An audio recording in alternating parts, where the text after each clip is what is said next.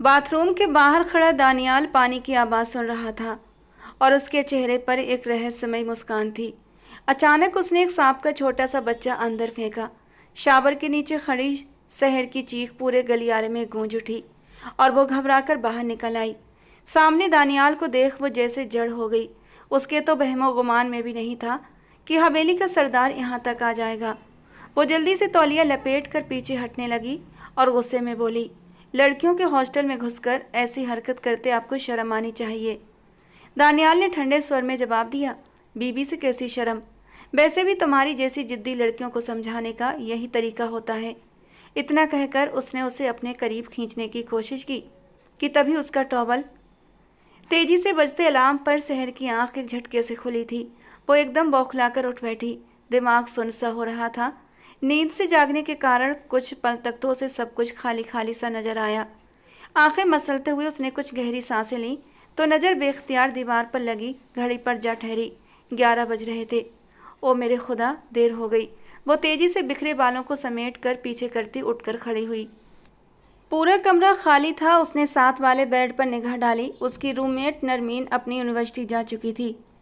University का ख्याल आते ही एक तल्ख सी मुस्कान शहर के लबों पर आ टिकी। उसने एक चोर नज़र सामने अलमारी में डाली जहां उसका इकलौता काले रंग का बैग रखा हुआ था। उस बैग के अंदर कुछ किताबें थीं, वो किताबें जो उसने भागते वक्त अपनी कीमती अमानत के तौर पर उठाई थीं। उन किताबों को चाह कर भी फेंकने की उसके अंदर हिम्मत नहीं थी, लेकिन शायद फ़िलहाल उन किताबों का इस्तेमाल करना शहर के नसीब में नहीं था। एक गहरी सांस लेकर सिर झटकती वो अलमारी तक चली आई। अलमारी में उसने रात को ही अपने कपड़े इस्त्री करके लटका दिए थे। घड़ी की सुइयां रेंगते हुए आगे बढ़ रही थीं। तेजी से कपड़े निकाल कर वो वॉशरूम की ओर बढ़ी। आज उसे एक इंटरव्यू के लिए जाना था। पिछले कई हफ्तों से वो नौकरी के लिए लगातार भटक रही थी, लेकिन सिर्फ इंटर तक की पढ़ाई और उसकी भी डिग्री हाथ में न होने की वजह से उसे कोई स्कूल वाला भी अपने पास टीचर रखने को तैयार नहीं था। उसने कई जगह सेक्रेटरी, पर्सनल असिस्टेंट, यहाँ तक कि लाइब्रेरियन के तौर पर भी एप्लीकेशंस दी थी, मगर जब किस्मत ही बुरी हो तो कहीं से भी अच्छा जवाब नहीं आता। भूख से शहर के पेट में बल पड़ रहे थे। उसे याद था उसने कल दोपहर को एक चाय के कप के साथ कुछ बिस्किट खाए थे। बैग में रखी हुई रकम तेजी से ख़त्म हो रही थी। जब तक उसे नौकरी न मिल जाती उसके पास तो हॉस्टल के अगले महीने का किराया देने के पैसे भी नहीं थे। ये नौकरी उसके लिए बेहद ज़रूरी थी। नरमीन की बताई हुई इस नौकरी के लिए आज उसका इंटरव्यू था। तेजी से वॉशरूम में जाते हुए उसने दिल ही दिल में वादा किया कि आज जो भी हो जाए यह नौकरी मुझे हासिल करनी है। शावर का टैप खोलते हुए उसने अपने बालों में हाथ फेरकर उन्हें उलझनों से आज़ाद किया था। वो मगन अंदाज में नहा रही थी। गीले पानी की फुहार जिस्म पर पड़ी तो शहर के दिल के जख्म जैसे फिर से ताज़ा हो उठे। बेख्तियार उसकी निगाह सामने लगे शीशे पर पड़ी। वहाँ उसका अक्स नजर आ रहा था। सुतवा नाक, सुर्ख लब और हरी कांच जैसी आंखें, खूबसूरत और जादू भरी आंखें जिन्हें देखकर हर कोई एक पल के लिए हैरान रह जाता था। उसके लंबे बाल पीठ तक आते थे। उसे याद था जीनत आपा उसके बालों की कितनी केयर किया करती थीं। जीनत आपा का ख्याल आते ही उसका हलक तक कड़वा हो गया। जीनत आपा से जुड़ी हर याद उसके लिए एक डरावना ख्वाब थी जिसे वो याद भी नहीं करना चाहती थी। खौफ की एक लहर उसके वजूद में जागी थी। चंद खास आवाज़ें उसके कानों में गूंजी तो बेख्तियार उसने घबराकर अपने कानों पर हाथ रख लिए। नहीं, मैं वहाँ से निकल आई हूँ। अब मैं वहाँ नहीं रहती। मुझे वो सब भूलना होगा। दिल ही दिल में खुद को यकीन दिलाती वो अपनी बढ़ती हुई धड़कनों पर काबू पा रही थी कि तभी अचानक उसकी नज़र फर्श पर पड़ी। एक पल के लिए तो वो खौफ से अपनी जगह पर जम कर रह गई। बाथरूम का फर्श सफ़ेद टाइल्स का बना हुआ था जिस पर पानी की बूंदें गिर रही थीं।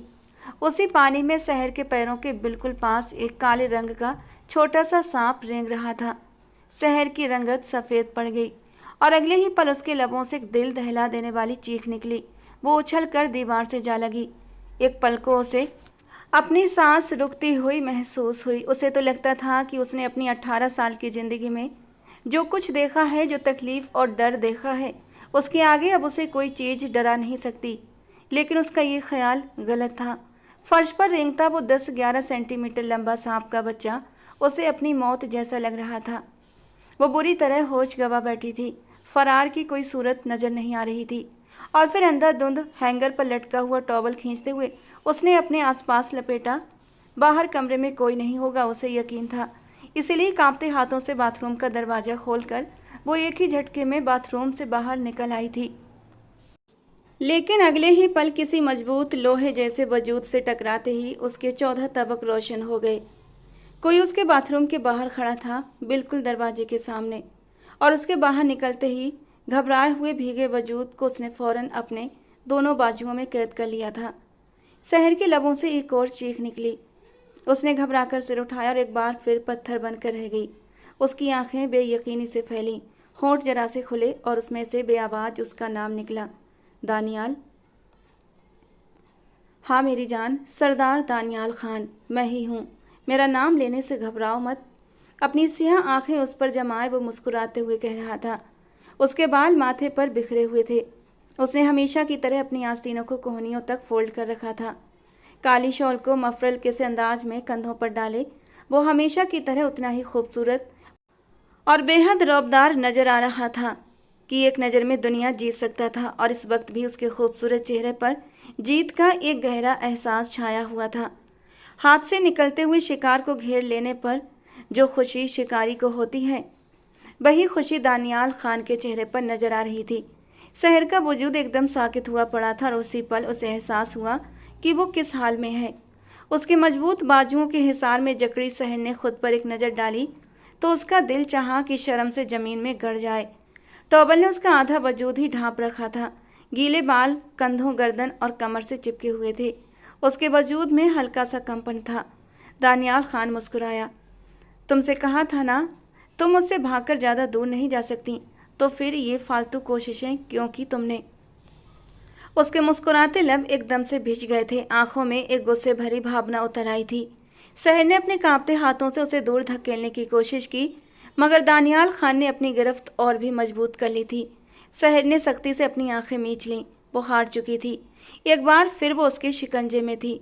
उसे अपनी हार मान लेनी चाहिए थी, लेकिन नहीं, वो इस जालिम इंसान के कब्जे में दोबारा नहीं जाएगी। शहर ने घबराकर सिर उठाया और अगले ही पल उसने पूरी ताकत से दानियाल खान को एक जोरदार धक्का दिया था। वो 2 कदम लड़खड़ाकर पीछे हुआ। अपना टॉवल मजबूती से जकड़ती हुई वो पीछे दीवार से लग गई थी। आंखों में डर उमड़ आया था।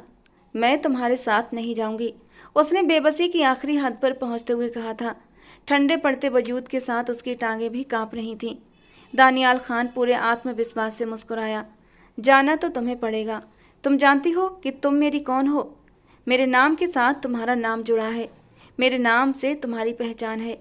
इसीलिए तुम्हारी ज़िंदगी में क्या होगा और क्या नहीं, इसका फैसला सिर्फ और सिर्फ मैं करूँगा।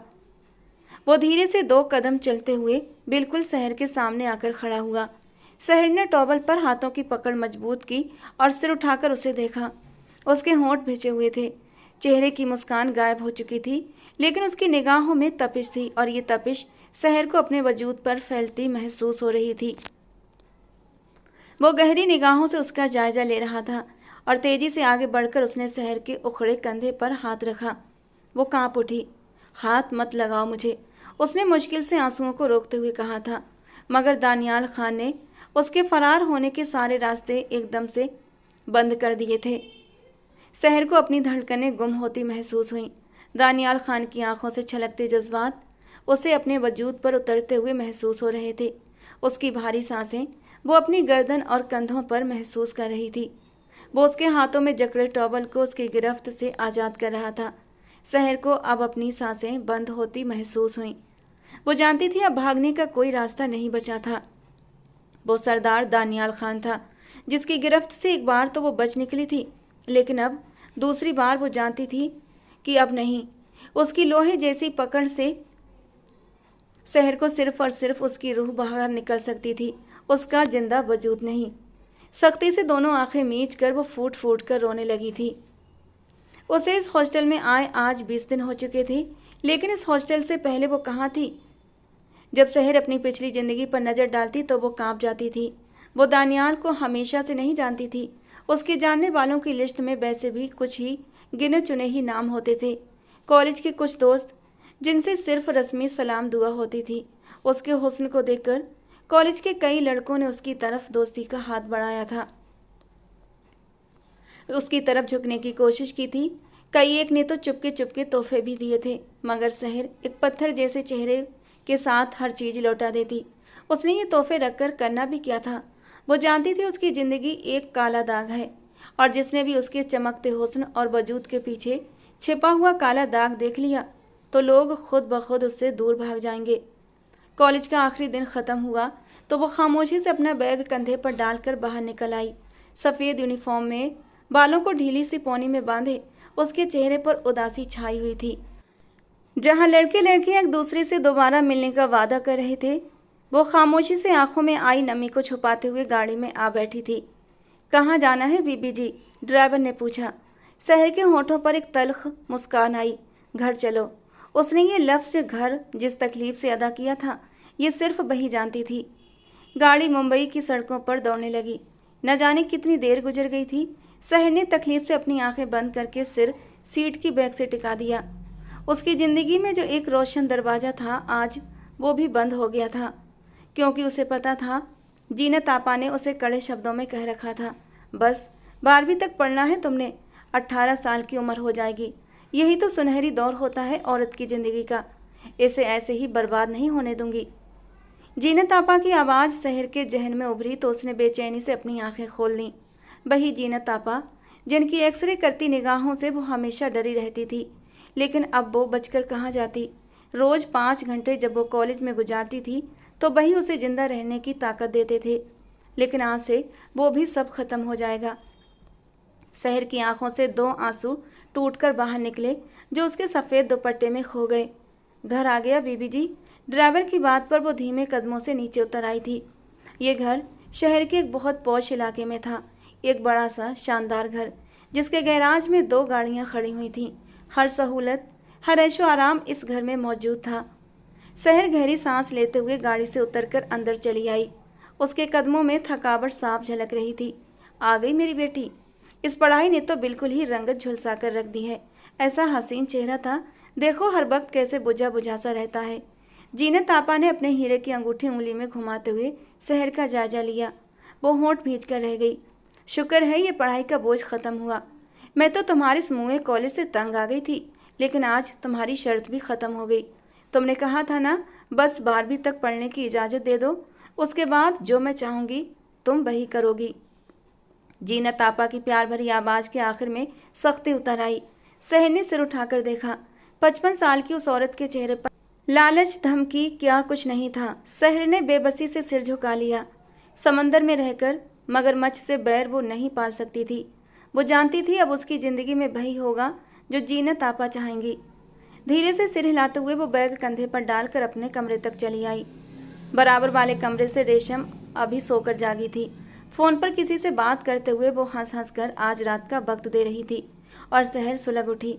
इस घर को घर कहना तौहीन था, और वो घर था भी कहाँ। वो तो व्यापार की जगह थी जहाँ नाजुक वजूदों का सौदा किया जाता था, जहाँ इज्जत के सौदे होते थे, मगर रात की तारीकी में।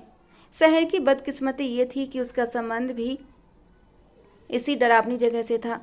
कमरे में जाते ही उसकी निगाह अनमोल बेगम पर पड़ी। वो किचन से बाहर निकल रही थी। डाई किए हुए बाल, महंगी साड़ी, एक नफरत भरी लहर शहर के पूरे वजूद में जागी। सिर्फ यही ऐशो आराम, यही लालच जिसने आपके साथ साथ मुझे भी डुबो दिया। उसे अपनी माँ से बेहद नफरत थी। तेजी से कमरे के अंदर जाते हुए उसने दरवाज़ा जोर से बंद किया था। उसे पता था अनमोल बेगम अब उसके पीछे पीछे कमरे में जरूर आएंगी, और ऐसा ही हुआ था। वो थोड़ी देर में ही उसके सिर पर खड़ी थी। मैं जानती हूँ तुम मुझे पसंद नहीं करती। ऐसा कौन सा गुनाह कर दिया है मैंने? मेरी ज़िंदगी में तुम्हारे अलावा और है ही कौन? उनकी भीगी आवाज़ पर शहर ने तल्खी से सिर उठाया। ऐसा मत कहिए कि आपकी ज़िंदगी में मेरे अलावा कोई नहीं है। आपकी बहन है ना जीनत आपा, जानी मानी कारोबारी औरत। उसी के कहने पर आपने अपना बसा बसाया घर छोड़ा था ना, और इस गंदगी में आकर फिर से बैठ गई थी। अब आपकी वजह से ये गंदगी मेरे वजूद पर भी लगने वाली है, और मैं चाह कर भी खुद को बचा नहीं पा रही। वो दोनों हाथों में चेहरा छुपाकर फूट फूट कर रोने लगी। अनमोल बेगम ने बेबसी से उसे देखा। वो सब मेरी मजबूरी थी शहर। माँ की मशीन जैसी आवाज़ पर शहर ने आंसू भरी आंखें उठाकर उन्हें देखा। कैसी मजबूरी? एक इज्जतदार शख्स का घर छोड़कर आने के लिए आपको किस चीज़ ने मजबूर किया था? दोबारा से उसी नाच गाने और गंदगी भरे माहौल में आने के लिए आपका दिल कैसे मान गया अम्मी? वो एकदम उन पर चीख पड़ी थी। अनमोल बेगम ने अपने उस परी से चेहरे वाली बेटी को देखा और बेबसी से सिर झुका लिया। अपने सुकून की खातिर कितना अरसा हुआ उन्होंने शहर की इज्जत को खुद पर लगा दिया था। काश आज से 18 साल पहले वो यहाँ आने का फैसला न करती तो कम से कम शहर एक इज्जत भरी जिंदगी गुजार रही होती, अपने ख़ानदान में, अपने लोगों के बीच। लेकिन अनमोल बेगम के एक फ़ैसले ने शहर की ज़िंदगी ख़राब कर दी थी। और सबसे बड़ी बात, अनमोल बेगम को इसका जरा भी पछतावा नहीं था। दरवाजे पर दस्तक हुई। अब की बार अंदर दाखिल होने वाली जीनत आपा थीं। शहर ने सिर उठाकर देखा। बस भी कर दो तुम दोनों माँ बेटी। जब भी आमने सामने होती हो तो बस एक दूसरे से लड़ने लग जाती हो। शहर, अगर तुम्हें रेस्ट करना है तो कर लो। शाम में मेरे बहुत ख़ास मेहमान आने वाले हैं। उनके सामने जाने के लिए तुम्हें पूरी तरह तैयार रहना है। पढ़ाई के चौंचले ख़त्म, अब काम पर ध्यान दो। मैं नहीं चाहती कि हमारा ये क्लाइंट नाराज़ होकर जाए, इसलिए अच्छा सा तैयार होना और उनके सामने कोई बेवकूफ़ी मत करना। जीनत आपा ने सख्ती से अंदर आते हुए कहा था। शहर का दिल जोर से धड़क उठा। उसने एक बेबस नज़र अपनी माँ पर डाली, जो अपने डाई किए हुए बालों में उंगलियां चलाते हुए अब पलट कर कमरे से बाहर की ओर जा रही थीं। उन्हें कोई अफसोस नहीं था, न कोई गम। उन्हें इस काम में कोई बुराई नज़र नहीं आती थी और ये सब कुछ उनकी मर्जी से ही तो हो रहा था। जीनत आपा अलमारी से कपड़े निकालकर सेलेक्ट कर रही थीं और शहर पत्थर की मूरत बनी बही बैठी रह गई। आंखों से लगातार आंसू बह रहे थे। ये जोड़ा बेहतरीन है, काले रंग में तुम वैसे भी कमाल लगती हो। चलो कुछ देर सो जाओ। प्यार से उसे पुचकारते हुए वो जोड़ा बेड पर रखकर कमरे से निकल गई थीं और शहर वहीं साकित बैठी रह गई। आने वाले लम्हों का ख्याल ही जानलेवा था। वो यूं ही पत्थर की तरह जमे बैठी रही और वक्त गुजरता चला गया। खामोशी से कई घंटे बीत गए और जीनत आपा एक दफ़ा फिर अंदर कमरे में दाखिल हुई। अरे लो, तुम अभी तक यूं ही बैठी हो? तुम्हें कहा था ना वो लोग शाम 7 बजे तक आ जाएंगे। चलो जल्दी से तैयार हो जाओ। मैं रेशम को भेज रही हूँ, उसे इन कामों का तजुर्बा है, तुम्हें अच्छे से रेडी कर देगी। लेकिन याद रखना, मेरे मेहमानों के सामने अपना मुंह ठीक रखना। जीनत आपा ने सख्ती से कहा और पलट कर बाहर निकल गई। कुछ ही देर बाद रेशम कमरे में दाखिल हुई। चलो आओ जल्दी से कपड़े बदल कर, मेरा क्लाइंट भी बस आने ही वाला है। मेरे पास ज़्यादा वक्त नहीं है। जल्दबाजी में बोलती रेशम को शहर ने हैरान निगाहों से देखा। कितनी आसानी से उसने ये सब कुछ कबूल कर लिया था और इस माहौल में खुद को ढाल भी लिया था। अब ऐसे क्या देख रही हो? जाओ जल्दी जाकर कपड़े बदलो, टाइम नहीं है मेरे पास। तो वो अपनी सिसकियों को दबाती हुई उठकर खड़ी हुई थी। विरोध करने का कोई फ़ायदा नहीं था, क्योंकि वो जानती थी यहाँ सब ही काम करते हैं। उसकी मोहलत भी ख़त्म हो चुकी थी और अब उसे भी यही सब कुछ करना था। काले रंग का खूबसूरत फ्रॉक उठाकर वो वॉशरूम में चली गई थी।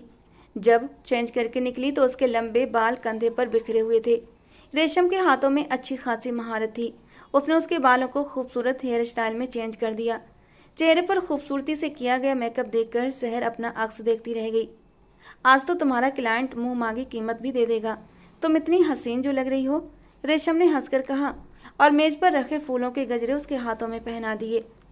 शहर की आंखों में आंसू आने लगे, मगर उसे जीनत आपा की हिदायत याद थी। वो अब कोई तमाशा अफोर्ड नहीं कर सकती थी। चलो आ जाओ जल्दी से, मुनीर साहब आ गए हैं और इस वक्त लॉन्ज में बैठे हुए हैं, उनके लिए जूस लेकर आओ। जीनत आपा ने अंदर दाखिल होकर कहा था। खुशी तो उनके चेहरे से छलक रही थी। शहर ने खामोशी से आगे बढ़कर मेज पर रखे जूस की बुट्टेरें उठा ली थी। वो दुपट्टा सिर पर लेना चाहती थी, मगर जीनत आपा ने मना कर दिया। बुट्टेरें लेकर बाहर निकल आई। बातों की आवाज़ें आ रही थीं। वही माहौल था, वही कह कहे। शहर का दिल बैठने लगा था। वो लॉन्ज में दाखिल हुई। सामने सोफे पर एक जवान मर्द बैठा हुआ था। काले रंग का शलवार कमीज, हाथों में सिगरेट। वो लगातार किसी से बातें कर रहा था। शहर ने निगाह दौड़ाई। उसके साथ एक मर्द और भी था। वो सोफे पर इस तरह बैठा था कि उसकी पीठ शहर की ओर थी। शहर को सिर्फ उसके सर के बाल नजर आए थे, घने काले बाल। उसने काली शॉल अपने कंधे पर मफरल की तरह डाल रखी थी। उसके कुर्ते का रंग ब्राउन था। वो खामोश था। ये है मुनीर साहब, आओ सहर, आगे आकर सलाम करो। जीनत आपा जल्दी से उसके पीछे आकर खड़ी हो गई थीं। खुश आमदीद के अंदाज में कहते हुए उन्होंने सामने बैठे सिगरेट पीते मर्द का इंट्रोडक्शन कराया। सहर के लबों पर एक कड़वी सी मुस्कान उभरी, लेकिन उसने सलाम नहीं किया। मैं चलता हूँ, मुझे देर हो रही है। भारी मर्दाना आवाज़ पर सहर ने चौंक कर देखा। सोफे पर बैठा वो ब्राउन कुर्ते वाला शख्स उठकर खड़ा हुआ था। वो बेहद खूबसूरत था। उसकी आंखों में हल्की हल्की नाराज़गी भी नजर आ रही थी। उसके बाल हल्के से बिखरे हुए थे, शायद वो उन्हें बिखेर कर रखना पसंद करता था। आंखें एकदम काली थीं और चेहरे पर गहरी संजीदगी थी। अरे आप बैठे ना, आप मुनीर साहब के दोस्त हैं और हमारे ख़ास मेहमान। आगे जाकर जूस दो, जीनत आपा ने शख्स से कहा और साथ ही सहर को ठोकर दी, मगर वो अपनी जगह से ना हिली। उसके कदमों ने आगे बढ़ने से इनकार कर दिया था। वो यूं ही पत्थर बनी फर्श को घूरती रही। जीनत आपा को गड़बड़ का एहसास होने लगा। उन्हें सख्त गुस्सा भी आया। माफ़ कीजिएगा, ये इस बच्ची की किसी मर्द के साथ पहली मुलाकात है, इसीलिए बस जरा सा घबरा रही है। जीनत आपा ने उसे घूरते हुए सामने बैठे मर्दों को तसल्ली दी थी। आप लोग बैठे, मैं बस अभी आती हूँ। उन्होंने सहर को ज़बरदस्ती बाजू से दबोच कर सोफे पर बिठाते हुए कहा और ख़ुद पलटकर कमरे से निकलती चली गईं। सहर की आंखों में आंसू उमड़ने लगे।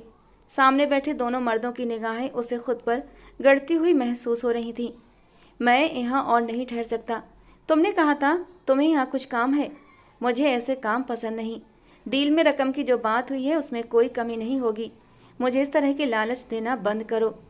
सहर ने चौंक कर सर उठाया। सामने बैठा ब्राउन कपड़ों वाला शख्स गुस्से से बोलता हुआ उठकर खड़ा हुआ था। उसकी निगाहों का निशाना सामने सोफे पर बैठा शख्स था जो सिगरेट पर सिगरेट पी रहा था। वो घबराकर उठ बैठा। सरदार, रुक जाइए, मुझे लगा आपको कच्ची कलियां पसंद हैं, बस इसीलिए आपको यहाँ लाया था। क्या आपको ये लड़की पसंद नहीं आई? मुनीर की बात पर सामने बैठे सरदार दानियाल खान के माथे पर बल पड़े थे। उसने पलट कर एक कड़वी निगाह उस लड़की पर डाली जो किसी बर्फ की तरह बेजान बैठी थी। वो बेशक हुस्न में कमाल थी। काले ड्रेस में उसकी दूधिया रंगत दमक रही थी, मगर उसकी आंखें वो किसी भी जज्बे से खाली थीं। दानियाल एक पल के लिए ठिठक कर रह गया। उसमें उन पेशेवर औरतों जैसी कोई भी बात नहीं थी। मुनीर परेशानी से सर पर हाथ मारता हुआ उठकर खड़ा हुआ। आप एक बार ट्राई तो करें, ये लड़की एकदम अनछुई है। मुनीर की बात पर दानियाल ने मुश्किल से अपने गुस्से को कंट्रोल किया। एक सख्त निगाह उस पर डालता हुआ वो पलट कर तेजी से शहर के करीब से गुजरा था कि तभी अंदर से एक जोरदार चीख सुनाई दी। शहर के साथ साथ वो दोनों भी ठिठक कर रुक गए थे। शहर घबराकर उठकर खड़ी हुई। जूस के गिलास की ट्रे अब भी उसकी गोद में धरी हुई थी, जो उसके उठते ही जमीन पर गिर पड़ी। कांच दूर दूर तक फैलता चला गया, लेकिन उसे परवाह कब थी। उसके कान तो अंदर की ओर थे, जहां से जीनत आपा के चीखने की आवाज़ें आ रही थीं। वे लगातार अनमोल बेगम का नाम ले लेकर चिल्ला रही थीं। शहर का दिल डूबने लगा। अगले ही पल वो जमीन पर बिखरे कांच की परवाह किए बिना अंधाधुंध अंदर की ओर भागी थी। इनको क्या मुसीबत पड़ गई? एक तो ऐसी औरतों के तमाशे ख़त्म नहीं होते। मुनीर की बेजारी भरी आवाज़ उभरी, मगर दानियाल खान गहरी निगाहों से अंदर भागती उस काली फ्रॉक वाली लड़की को देखता चला गया था। बेख्तियार ही उसके कदम लॉन्ज के दरवाजे तक आए थे। यहाँ से अंदर का मंजर साफ था। वो काली फ्रॉक वाली लड़की दरवाजे पर हाथ रखे खड़ी थी। उसका वजूद धीरे धीरे कांप रहा था। अंदर का मंजर खौफनाक था। दराज कद वाली वो मॉडर्न सी औरत जमीन पर पड़ी थी। उसकी रंगत नीली पड़ रही थी और आंखें खुली हुई थीं। उसने एक हाथ से अपने दिल की जगह को जकड़ रखा था। दानियाल की तजुर्बेकार निगाहों ने एक पल में ही भांप लिया था, उस औरत को दिल का दौरा पड़ा है, और दौरा इतना शदीद था कि चंद मिनटों में ही वो ख़त्म हो चुकी थी। उसके साथ बैठी हुई वो मोटी सी औरत, जिसे मुनीर जीनत आपा के नाम से पुकार रहा था, वो दहाड़े मार मार कर रो रही थी। कई जवान लड़कियां कमरों से निकल निकल कर आसपास जमा हो रही थीं। सभी की आंखों में आंसू थे और चेहरों पर अफसोस। सिर्फ एक वही लड़की थी जो साकित निगाहों से जमीन पर पड़ी उस औरत को देख रही थी। अम्मी! उसके लबों से घुटी घुटी सी चीख निकली थी। दानियाल ने चौंक कर उसकी ओर देखा। मतलब जमीन पर गिरी हुई वो औरत उसकी माँ थी। दानियाल के दिल को एकदम से कुछ हुआ था। वो ऐसी औरतों को पत्थर दिल समझता था। उसे लगता था इनके पास ना तो इज्जत होती है और ना ही दिल नाम की कोई चीज़, मगर आज उसने इन सब औरतों को रोते देखा था। वो लड़की धीरे धीरे कदम उठाती अब अपनी माँ की लाश के पास जा रही थी। सहर, तेरी माँ चली गई। जीनत आपा ने उस लड़की को अपने बाजुओं में भरा। दानियाल ने धीरे से उसका नाम दोहराया, सहर। और सहर, वो तो बस फटी फटी निगाहों से अपनी माँ को देख रही थी। उसे बिल्कुल भी यकीन नहीं आ रहा था। दिन रात उसने जिस माँ को हमेशा नफरत भरी निगाहों से देखा था, आज उसके बेजान वजूद को देखते हुए उसका दिल धड़कना क्यों भूल गया था। ठंडे पड़ते हाथों के साथ सहर ने आगे बढ़कर अपनी माँ का चेहरा छुआ। वो एकदम बेजान था। सहर के वजूद में एक कपकपी सी दौड़ गई। कांपते हाथों के साथ उसने अनमोल बेगम की खुली हुई आंखों को बंद कर दिया और फिर उसके जब्त का बंधन जैसे टूट गया। अगले ही पल वो फूट फूट कर रो पड़ी। जमीन पर गिरी अनमोल बेगम की लाश से लिपटकर वो बिल्कुल बच्चों की तरह रो रही थी, उन्हें रोक रही थी। वो जैसी भी थी उसकी माँ थी, उसका इकलौता सहारा थी। सहर जानती थी उनके जाने के बाद ये घर और यहाँ के रहने वाले उसके लिए भूखे भेड़िए जैसे बन जाएंगे। आज उसकी ज़िंदगी का सबसे बुरा दिन था, ये बात तो तय हो चुकी थी। अनमोल बेगम का हाथ थामे वो बुरी तरह से रो रही थी। दरवाजे पर खड़े दानियाल खान ने मुश्किल से अपनी निगाह हटाई, क्योंकि उसके अंदर तूफान उमड़ रहे थे। उसने एक बार फिर पलटकर एक निगाह जमीन पर गिरी उस औरत पर डाली और मुश्किल से अपने अंदर उमड़ते उबाल को उसने रोका था। दुख की खड़ी खत्म हो गई थी। अब बेयकीनी और गुस्सा एक साथ उमड़ रहा था। वो जानता था कि ये औरत कौन है। ये चेहरा उसके लिए नया नहीं था। इस चेहरे को उसने हवेली में कई जगह पर देखा था। इस नाम की पुकार उसने हवेली में कई दफ़ा सुनी थी। दानियाल खान ने अपने लब भींचे, सरदार, हमें यहाँ से चलना चाहिए। मुनीर की आवाज़ पर वो लब भींचता पलटा। उसकी लाल आंखें देखकर मुनीर एक बार फिर चौंका था। मैं आपकी डील की रकम यहाँ से जाते ही आपके अकाउंट में भेज दूंगा। मैंने आपका वक्त ख़राब किया, इसके लिए मैं शर्मिंदा हूँ, मुनीर शर्मिंदगी भरे लहजे में कह रहा था। एक सख्त निगाह उस पर डालता दानियाल खान बहुत ही तेज़ी से उस घर से बाहर निकलता चला गया। अपनी गाड़ी में बैठने तक जमीन पर गिरी वो औरत और उसके सिरहाने बैठी वो नाजुक सी लड़की उसकी निगाहों के आगे घूमती रही। शहर से हवेली तक का सफ़र उसने कैसे तय किया वो खुद भी नहीं जानता था। जिस वक्त वो हवेली के दरवाजे से अंदर दाखिल हुआ, उसका सर दर्द से फटा जा रहा था। ये सब कैसे हो सकता है? आखिर ये कैसे मुमकिन है? हाथों की मुट्ठी बनाकर उसने स्टीयरिंग व्हील पर हाथ मारा। गाड़ी में सन्नाटा था। चंद लम्हों तक दानियाल की भारी सांसें गाड़ी में गूंजती रहीं और फिर खुद पर काबू पाता वो दरवाज़ा खोलकर बाहर निकल आया। तेजी से कदम उठाते उसका रुख नाइमा बेगम के कमरे की ओर था। वो जानता था इस वक्त वो मगरिब की नमाज पढ़कर तस्बीह हाथों में लेकर बैठी होंगी और उन्होंने दरवाजे से अपने खूबसूरत बेटे को अंदर आते देखा तो उनके लबों पर एक प्यारी सी मुस्कान बिखर गई। हमेशा की तरह दानियाल खान ने झुककर माँ से प्यार लिया। क्या बात है, आज बहुत थके हुए लग रहे हो। शहर में नई मिल खोलने की वजह से तुम ज़्यादा ही थके रहते हो ना। उन्होंने प्यार से दानियाल के सर पर हाथ फेरते हुए ये बात कही थी, मगर वो किसी गहरी सोच में गुम था। अम्मा जान, मैंने आपसे पहले कभी नहीं पूछा, लेकिन हमारे सारे फैमिली एल्बम और ख़ानदान की तस्वीरों में एक औरत की तस्वीर नज़र आती है जिसका नाम आप सब लोग अनमोल लेते हैं। चाचा जान ने उस औरत से शादी की थी, उसे हवेली लाए थे, लेकिन फिर उस औरत का क्या हुआ आप में से किसी ने कुछ भी नहीं बताया, बल्कि जब भी उनका नाम आता है हवेली में सब लोग खामोश हो जाते हैं। बाबा जान भी, आप भी, आखिर ऐसा क्यों है? कौन थी वो औरत और कहाँ गई? दानियाल ने नज़र उठाकर माँ से सवाल किया। नाइमा बेगम का मुस्कुराता चेहरा एकदम से सफ़ेद पड़ गया और वहाँ उदासी के बादल छा गए। दानियाल खान गहरी निगाहों से माँ के हाव भाव का जायजा ले रहा था। उन्होंने एक गहरी सांस ली। हम सब इस किस्से को हमेशा के लिए दफन कर चुके हैं दानियाल, मगर तुम आज क्यों पूछ रहे हो? उन्होंने निगाह उठाई। दानियाल उन्हें ही देख रहा था और वो जानती थी अब वो जाने बगैर नहीं रहेगा। अनमोल तुम्हारी चाची का नाम था। वो पुरानी तस्वीरें जो तुमने देखी हैं उनमें वो तुम्हें हमेशा तुम्हारे चाचा के बराबर खड़ी नजर आएंगी, मुस्कुराती हुई और एकदम खुशबाज। तुम्हारे चाचा उसे उस जगह से लेकर आए थे जहाँ की औरत सारी ज़िंदगी इज्जत के लिए तरसती है। तुम्हारे चाचा की रंगीन तबीयत की वजह से तुम्हारे बाबा अक्सर उनसे नाराज़ रहते थे। वो जानते थे इसरार खान कोई ना कोई बुराई जरूर अपने गले में डाल लेगा, और उसने ऐसा ही किया। एक रोज़ जब वो आधी रात को घर वापस आया तो उसके साथ अनमोल भी थी। तुम्हारे चाचा इसरार ने उससे निकाह कर लिया था। वही हुआ जिसका डर था। एक ऐसी औरत जिसकी समाज में कोई भी इज्जत नहीं थी, तुम्हारे चाचा उसे अपनी बीवी बनाकर ले आए थे। हवेली में एक कोहराम मच गया। तुम्हारे दादा जान, बाबा जान, हर कोई गुस्से में था। सब ये चाहते थे कि तुम्हारे चाचा जान अनमोल बेगम को घर से निकाल दें, लेकिन तुम्हारे चाचा जान मोहब्बत के मामले में बहुत पक्के थे। उन्होंने अपनी मोहब्बत निभाई। उन्होंने अनमोल बेगम के खिलाफ सबसे लड़ाई की थी। रफ्ता रफ्ता हवेली में सब ने इस बात को कबूल कर लिया कि अगर वो लोग इसरार अहमद को अपने साथ रखना चाहते हैं तो उन्हें अनमोल बेगम को भी बर्दाश्त करना होगा। जब ये बात तय हो गई तो सभी ने अनमोल बेगम को वो हक और वो इज्जत देना शुरू कर दी जो एक हवेली की बहू का हक होता है। अनमोल बेगम को हर वो खुशी दी गई जिसकी कोई भी औरत तमन्ना कर सकती है। तुम्हारे चाचा ने सचमुच दुनिया की हर आसाइश लाकर अनमोल के कदमों में ढेर कर दी थी, और वो खुश भी थी। लेकिन न जाने उसे क्या हुआ, पहले पहल वो इसरार के आने पर खुश होती थी, और बाद में इस हवेली के रस्म व रिवाज और उसूल उसे बुरे लगने लगे। उसे सर पर दुपट्टा लेना अच्छा नहीं लगता था। उसे रातों को देर तक बाहर घूमना पसंद था। मगर तुम्हारे चाचा जान उसूलों के पाबंद थे। उन्होंने खुद तो उस मोहल्ले में जाना छोड़ दिया था। सारी बुरी आदतों को भी त्याग कर अब वो एक परिवार बनाकर जीना चाहते थे।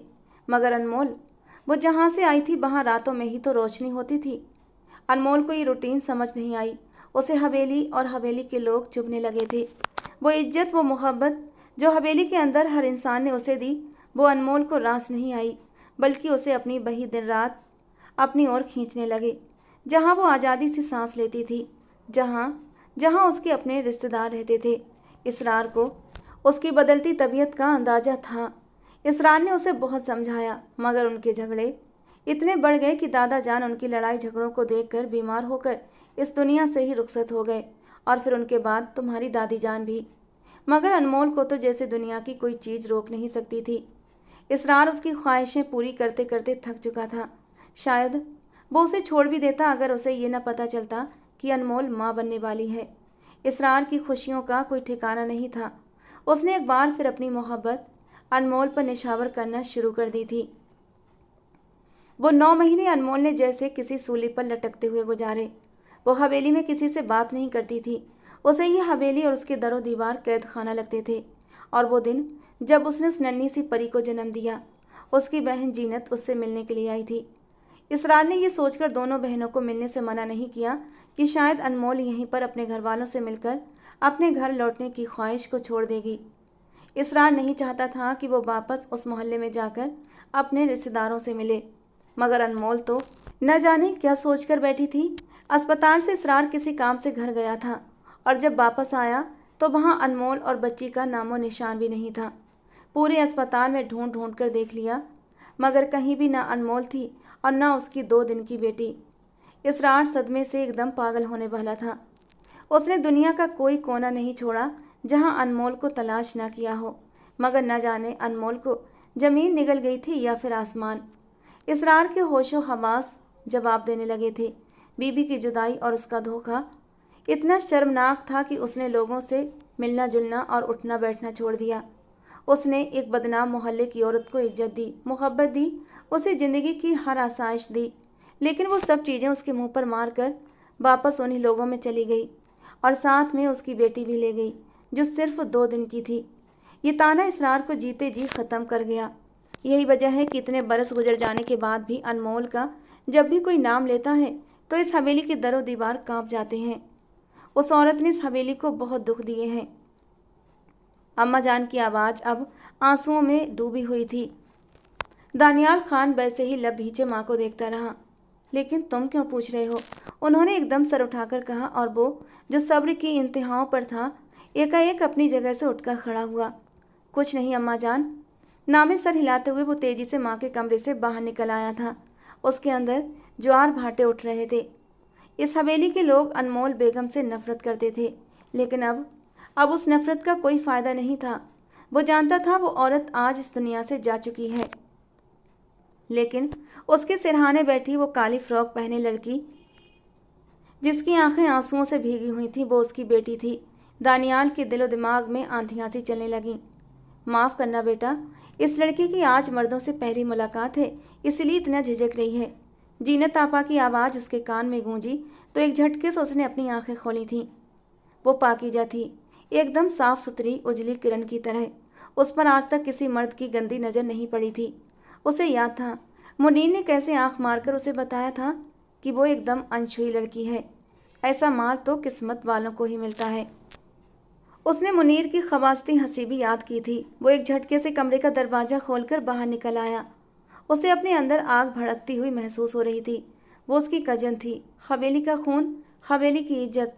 और वो किस जगह पर थी जहां मुनीर जैसे अय्याश कारोबारी मर्द देखकर ऐसे कमेंट पास कर रहे थे। दानियाल ने सख्ती से अपनी आंखें मींच ली। उसका बस नहीं चल रहा था कि अभी और इसी वक्त जाकर शहर का हाथ पकड़े और उसे उस घर से बाहर निकाल लाए।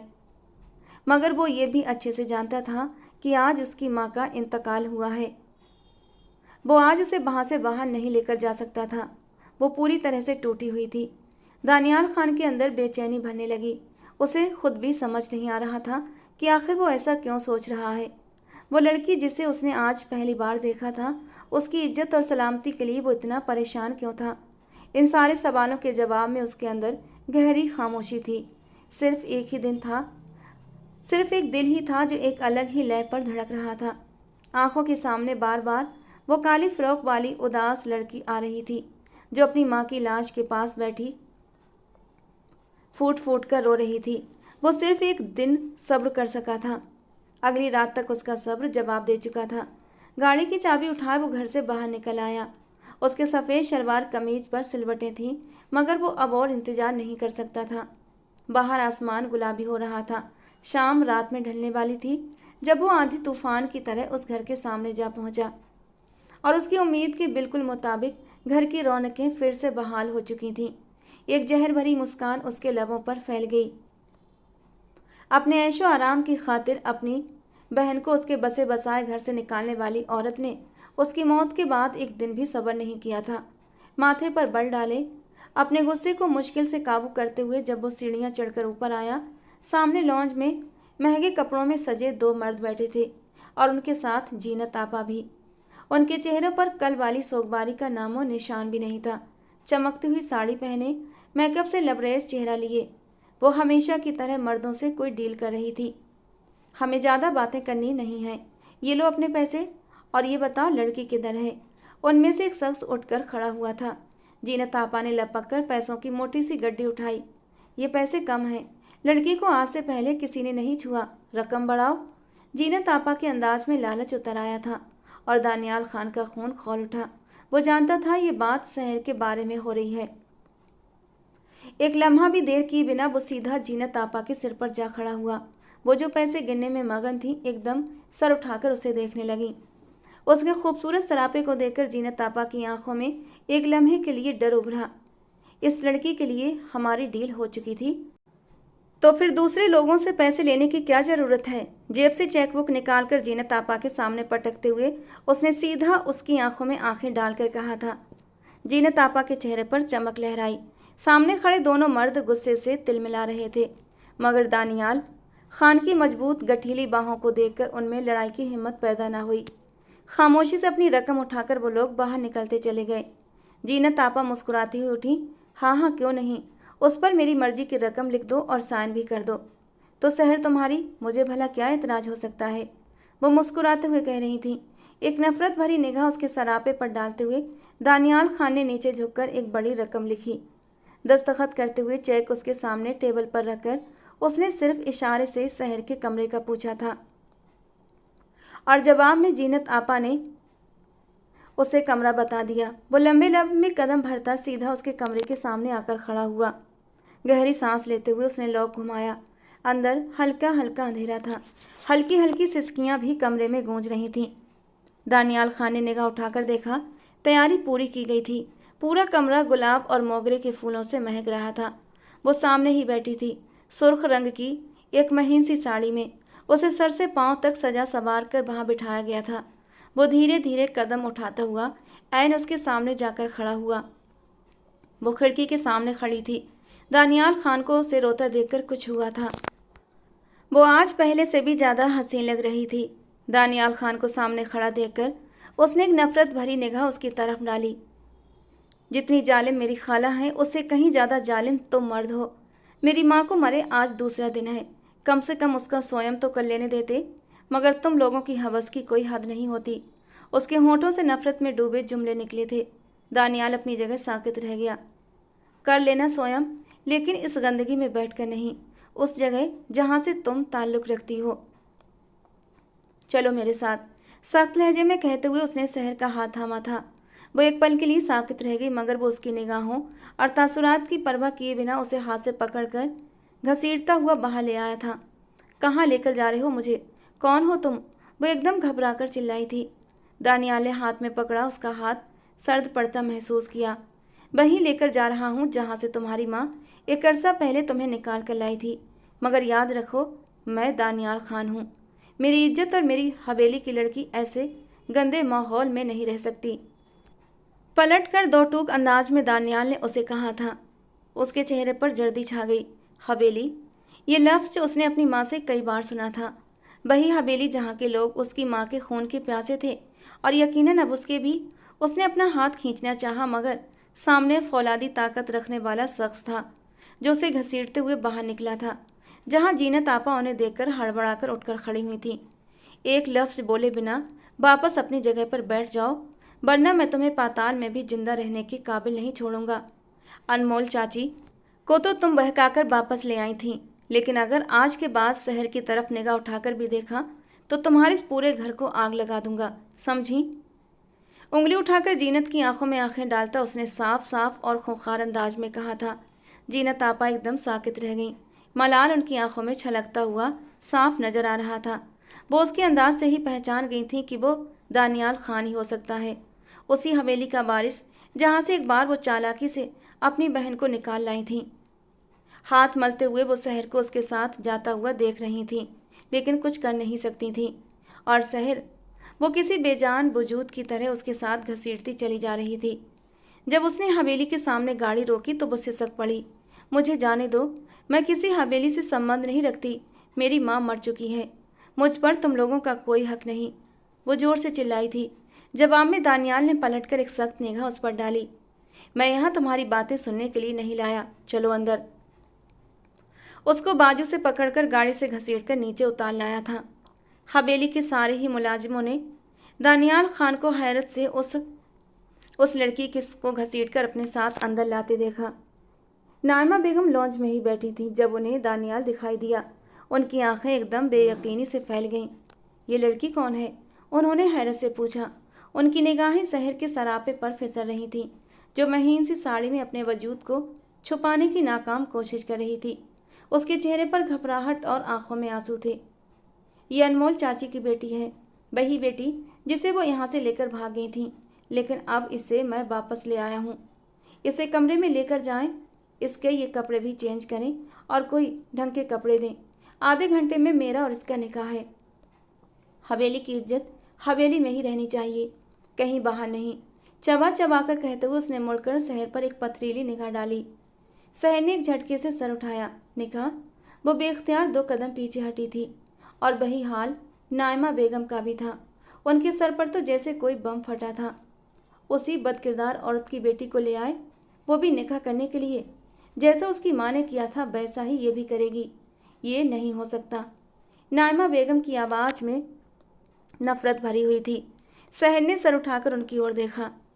अगर इज्जत से जीने का कोई ख्याल उसके दिमाग में आया भी था तो इस जुमले ने वो ख्याल ख़त्म कर दिया। मगर दानियाल ने माँ की बात जैसे सुनी ही नहीं। वो उसे बाजू से पकड़कर अंदर की तरफ ले आया।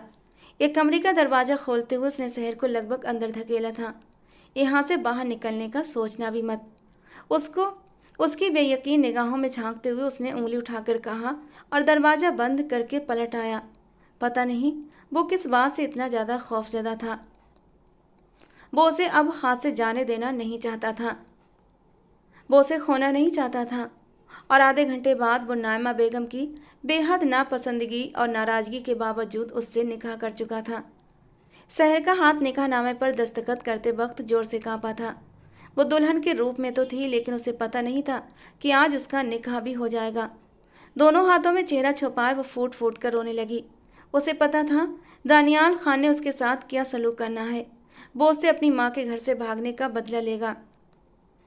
उसे सिर्फ नफरत देने के लिए ही वो यहाँ पर लाया था। शहर की आंखें आंसुओं से भीगने लगीं और अगले ही पल एक ख्याल बिजली के कड़कते कौंधे की तरह उसके दिमाग में आया। वो उस दलदल से तो फरार हो ही गई थी, अब उसे वहां से कोई पकड़ने के लिए नहीं आने वाला था। अगर वो इस हवेली से भी निकल जाती तो वो आज़ाद थी। वो अपनी ज़िंदगी खुद अपनी मर्जी से गुजार सकती थी। उसके सिर पर किसी का कोई एहसान नहीं होता, खासकर दानियाल खान का। उसे एकदम झुरझुरी सी आ गई। वो उसकी नफरत सह नहीं सकती थी। तेजी से बिस्तर से उठते हुए उसने अपने आसपास देखा। दानियाल खान की काली शॉल सोफे पर पड़ी हुई थी। शहर ने लपक कर वो शॉल उठाई। शॉल को अपने आसपास लपेटते वो भागने के लिए तैयार थी। तभी उसकी नज़र मेज पर रखी उन किताबों पर पड़ी।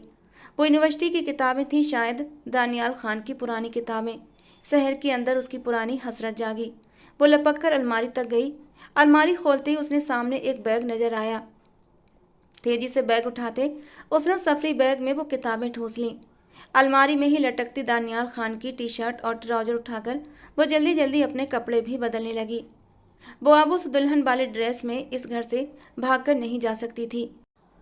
उसने एक बार फिर किसी ख्याल के तहत दोबारा अलमारी खोली थी। अलमारी के अंदर एक छोटा सा लॉकर और था, जिसे खोलते हुए उसके हाथ कांप रहे थे, लेकिन उसने खोल दिया।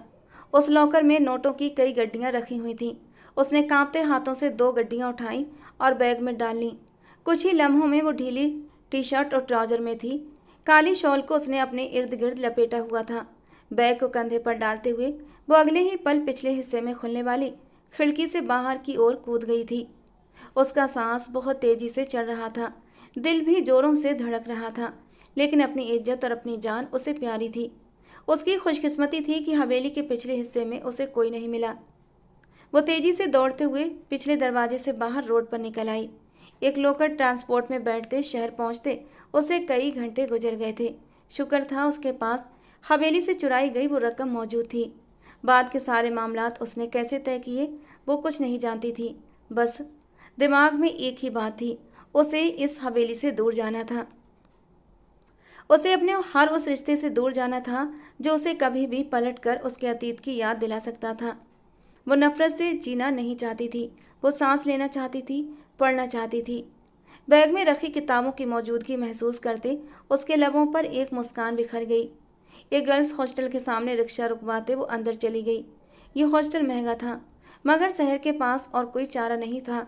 अपने पास मौजूद पैसों में से आधे से ज़्यादा से 1 माह का किराया जमा कराते शहर ने पूरा फैसला कर लिया था कि वो जल्द से जल्द कोई ना कोई नौकरी जरूर ढूंढ लेगी।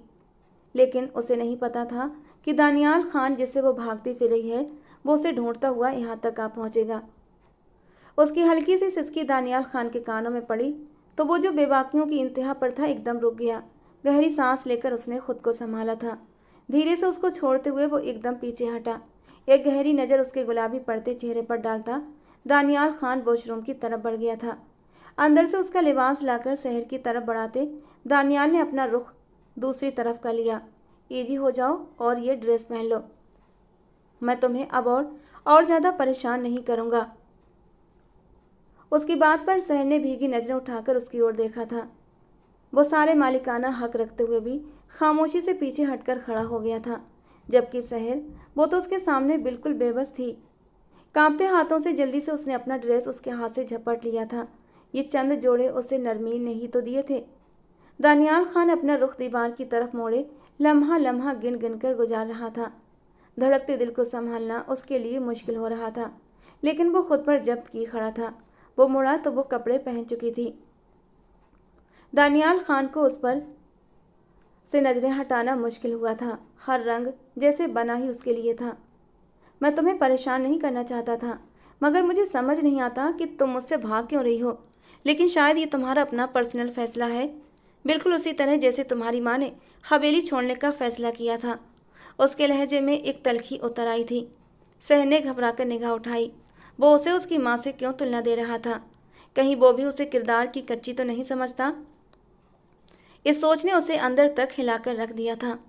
तुम सिर्फ सिर्फ एक बार मेरे साथ हवेली चलो, मुझे तुम्हें किसी से मिलवाना है। इतना भरोसा तो तुम मुझ पर कर ही लोगी। सिर्फ एक बार चलो, उसके बाद तुम मेरी तरफ से आज़ाद हो। जहाँ जाना चाहोगी मैं खुद तुम्हें वहाँ ड्रॉप कर दूंगा। तुम पर किसी भी तरह की कोई ज़बरदस्ती नहीं करूँगा। वो संजीदगी से कह रहा था और शहर का दिल एक लम्हे के लिए डोल गया था। उसने घड़ी पर निगाह दौड़ाई। इंटरव्यू का वक्त तो निकल चुका था। गहरी सांस लेते उसने जैसे खुद को हालात के बहाव पर छोड़ने का फैसला कर लिया था।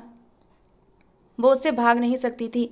इतनी कोशिश करने के बावजूद उसने चंद ही दिनों में शहर को ढूंढ लिया था। वो जानती थी उसके पास ना तो अपनी खाला और माँ जैसी चालाक जहनियत और ना ही उसकी किस्मत इतनी अच्छी थी कि वो जो चाहती वो कर सकती।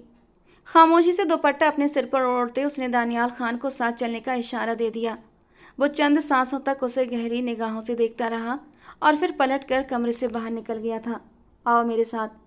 शहर ने पलटकर अलमारी में रखा उसका वो काला बैग भी उठा लिया। वो उसकी अमानत थी। अब जब हवेली जा ही रही थी तो उसे ये बैग भी वापस कर देना था। पूरा रास्ता गाड़ी में खामोशी रही। दानियाल खान ने उससे कोई बात नहीं की थी। गाड़ी हवेली के सामने रुकी तो शहर का दिल जोर से धड़का। कहीं वो उसे अंदर ले जाकर बंद तो नहीं कर देगा। मगर दानियाल खान गाड़ी से उतरकर खामोशी से उसकी तरफ देख रहा था। आओ मेरे साथ। उसे अपनी ओर देखता पाकर उसने कहा। शहर खामोशी से उसके पीछे चल दी। राहदारियों से गुजरते हुए वो सीधा एक कमरे तक चला आया। उस कमरे का दरवाज़ा बंद था। आहिस्तगी से दरवाजे पर दस्तक देकर वो धीरे से अंदर दाखिल हो गया था और उसके पीछे पीछे शहर भी। अंदर का माहौल नीम तारीख था। सामने बेड पर कोई शख्स लेटा था। बूढ़ा सा शख्स जिसके सिर और दाढ़ी के बाल सफ़ेद हो चुके थे। लगता था वो एक लंबे अरसे से बीमार है। उसका वजूद बेहद कमज़ोर था। आहट पर उस शख्स ने अपने कांपते हाथ को आंखों तक ले जाकर देखने की कोशिश की। चचा जान की तबीयत अब कैसी है अम्मा जान? दानियाल खान ने संजीदगी से पूछा था। बेड के साथ खड़ी नायमा बेगम ने आंखों में आए आंसू पोंछे और ना में सर हिला दिया। मगर दरवाजे में खड़ी शहर का वजूद जैसे जंजीर हुआ था। चाचा जान। उसके लबों ने बेआवाज हरकत की। वो धीरे धीरे चलती बेड के करीब जाकर खड़ी हो गई थी। ये मेरे चचा इसरार अहमद हैं, तुम्हारे पापा। तुम्हारी माँ के छोड़कर जाने के बाद उनकी ये हालत हो गई है। मैंने इन्हें तुम्हारे बारे में बताया था। ये तुमसे मिलना चाहते थे, बस इसीलिए तो तुम्हें वापस लाना पड़ा। दानियाल खान की आवाज़ जैसे कहीं दूर से आती महसूस हुई थी। शहर की आंखों में नमी फैलने लगी। उसके हाथों में कपकपी सी उतरने लगी। उसकी माँ ने हमेशा उसे यही बताया था कि उसका बाप मर चुका है, मगर वो जिंदा था। अपने कांपते हुए हाथ उठाकर शहर को अपने करीब आने का इशारा कर रहा था। वो 2 कदम चलकर बेड के और नज़दीक हुई। उसे समझ न आया कि सामने बिस्तर पर लेटे शख्स को क्या कहकर बुलाए। अब्बा जान, बाबा जान या पापा। कोई लफ्ज़ उसका दिमाग सारे अल्फाज से खाली हो गया था। बस उसकी आंखें आंसुओं से भर गईं और अगले ही पल वो फूट फूट कर रोने लगी। न जाने वो कितनी देर तक रोती रही। इसरार अहमद ने कांपते हाथों से उसके सिर पर प्यार दिया तो शहर के झुलसते वजूद को जैसे थोड़ा सा सुकून मिलने लगा। चचा जान की दवाई का वक्त हो रहा है, आओ मैं तुम्हें वापस छोड़ देता हूँ। दानियाल की बात पर उसने बेख्तियार सिर उठाकर उसकी ओर देखा था। वो खामोश खड़ा था। उसके चेहरे पर कोई भी भाव नहीं था। शहर ने पलटकर एक नज़र अपने पिता के चेहरे पर डाली। वहाँ सिर्फ सुकून ही सुकून फैला था और उसी पल शहर ने फैसला कर लिया। वो अपनी जगह से उठकर खड़ी हुई। मुझे कहीं नहीं जाना। एक अरसे बाद मुझे मेरा असली घर मिला है। अगर तुम मुझे रखना चाहो तो ठीक, वरना मुझे तलाक दे दो। लेकिन इस हवेली से अब और कहीं नहीं जाऊंगी। उसकी बात पर नायमा बेगम के चेहरे पर एक गहरी मुस्कान बिखर गई।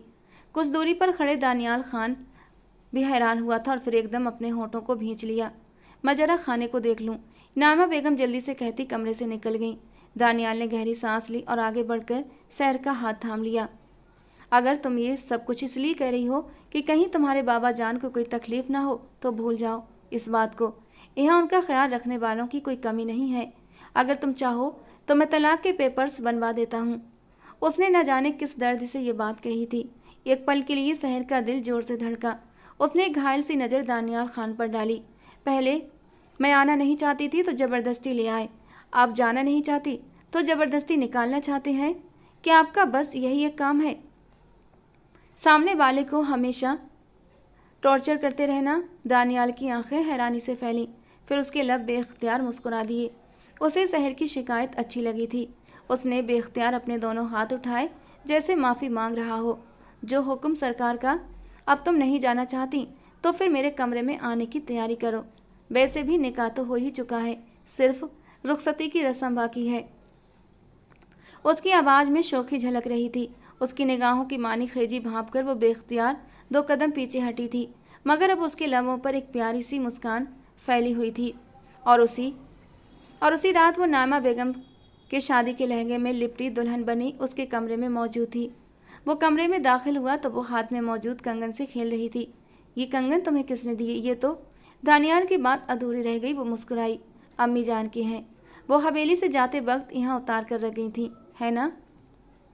ताई जान ने मुझे बताया है, और साथ ही उन्होंने ये कंगन मुझे दे दिए। वो बड़े नाज से मुस्कुराई थी।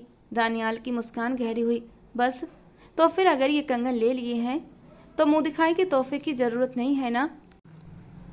वो मुस्कान लबों में दबाते उसके सामने आकर बैठा था। शहर ने हैरानी से उसे देखा।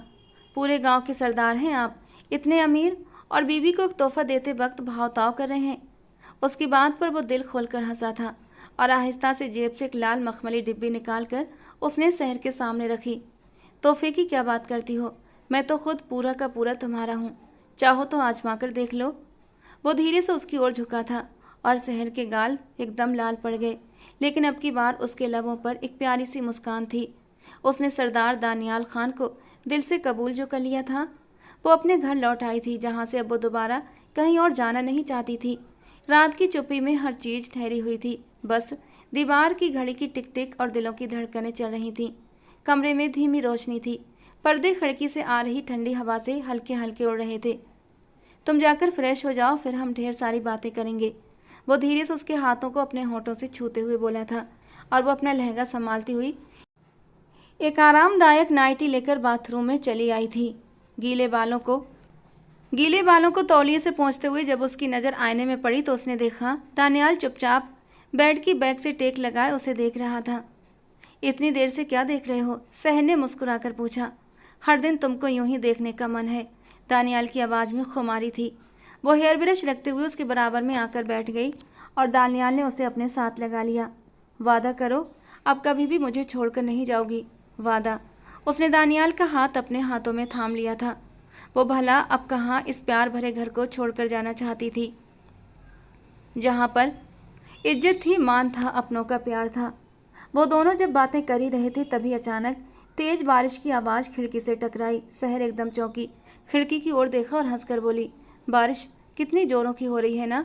मुझे बहुत पसंद है। दानियाल ने उसकी आंखों में देखा और मुस्कुराकर कहा, तो फिर चलो बालकनी में चलते हैं। शहर थोड़ी झिझकी, फिर उसका हाथ थामते हुए वो दोनों बालकनी की ओर बढ़ गए। जैसे ही उन्होंने बाहर कदम रखा, ठंडी बूंदें उनके चेहरे को छू गईं। शहर मुस्कुराने लगी और दोनों बारिश में भीगने लगे। उसके खूबसूरत चेहरे पर बारिश की बूंदें मोतियों की तरह दमक रही थीं। दानियाल का मन मचल उठा उन पानी की बूंदों को अपने होठों से चुन लेने के लिए, और फिर अचानक ही दानियाल ने उसकी कलाई पकड़ी और उसे अपनी ओर खींच लिया। इतनी खूबसूरत बारिश में तुम और तुम्हारी ये प्यारी सी मुस्कान, जान ले लोगी क्या मेरी? शहर ने शर्माकर नजरें झुका लीं, मगर दिल की धड़कनें तेज हो गईं। दानियाल ने अपने सुलगते होंठ उसके एक एक करके दोनों आंखों पर रख दिए और उसकी पलकों से पानी की बूंदें अपने होठों से चुन लीं, जो उसकी पलकों पर ठहरे हुए थे। फिर धीमे से बोला, आज की रात सिर्फ हमारी है। बारिश के संगीत में घुली उनकी धड़कनें, ठंडी बूंदों से भीगे हुए बदन और उस पल की खामोशी, सब कुछ जैसे थम सा गया था। शहर ने उसकी आंखों में झांका और धीरे से उसका हाथ अपने गाल पर रख लिया। क्या ये पल हमेशा के लिए ठहर सकता है? उसने फुसफुसाकर पूछा। दानियाल ने उसके माथे पर किस करते हुए कहा, जब तुम साथ हो तो हर पल ठहरा लगता है। मैं तुम्हारा साथ देने के लिए तैयार हूँ दानियाल, मुझे खुद में समेट लो। अगले ही पल शहर की मुस्कुराहट में भीगी हुई आंखें बंद हो गईं और दानियाल ने अपने होंठ उसके होंठों पर रख दिए, बेहद नरम और बेहद प्यार से। बारिश की बूंदें जैसे उनके चारों ओर साज बजा रही थीं। जिस तरह आज प्यासी धरती की प्यास आसमान बुझा रहा था, वैसे ही उसके लबों का जाम पीते हुए दानियाल अपने अंदर की प्यास बुझा रहा था। धीरे धीरे उसके चेहरे के हर नक्श को छूता चला गया और फिर उसकी गर्दन को छूता हुआ उसे बुरी तरह मदहोश कर गया और फिर एक झटके से उसे बाहों में उठाकर अंदर कमरे में लाया था। बालकनी का स्लाइडिंग डोर बंद करते हुए उसने अपने गीले कपड़े उतारे थे और फिर शहर को अपने करीब करते हुए उसकी डोरियों को भी खोल दिया था और अगले ही पल वो उसे हर पर्दे से आज़ाद कर चुका था। भीगा भीगा उसका वजूद दानियाल के जज्बातों में आग लगा चुका था और अब उसे खुद पर कंट्रोल नहीं था। बेड पर लेटते हुए उसने शहर को अपनी ओर खींचा था और वो उसके सीने से आ लगी थी। शर्म से चेहरा लाल हुआ पड़ा था और ये रूप दानियाल को और भी मदहोश कर रहा था। अभी अभी तुमने कहा था ना कि तुम मेरा साथ दोगी, तो फिर अब वक्त है मेरा साथ देने का। किस्मी, उसने अपने होठों पर उंगली रखते हुए शहर से कहा था और शहर ने शर्माते हुए अपने होठ दानियाल के होठों पर रख दिए थे और उन्हें बहुत ही प्यार से महसूस करने लगी थी। फिर दानियाल ने अपनी उंगली अपने गालों पर रखी और शहर ने वहाँ भी अपने होंठ रख दिए। उसके बाद दानियाल ने अपनी उंगली अपने गर्दन पर रखी थी। शहर ने दानियाल की गर्दन को भी अपने नरम होठों से छू लिया था। दानियाल धीरे धीरे अपने वजूद के हर हिस्से की ओर इशारा कर रहा था और शहर उसे अपने नरम होठों से छूते हुए मदहोश कर रही थी। लेकिन एक जगह पर आकर शहर शर्म के मारे बुरी तरह लाल हुई थी और उसके सीने पर अपना छोटा सा मुक्का मारते हुए बोली, आप बहुत गंदे हैं। और दानियाल ने हंसते हुए उसे अपने सीने में भींच लिया था। आज के लिए रहने दो, लेकिन धीरे धीरे मैं तुम्हें सब कुछ सिखा दूंगा। कहते हुए वो उसकी धड़कनों पर अपने होंठ रख गया था और उसे अपनी छुअन से मदहोश करने लगा।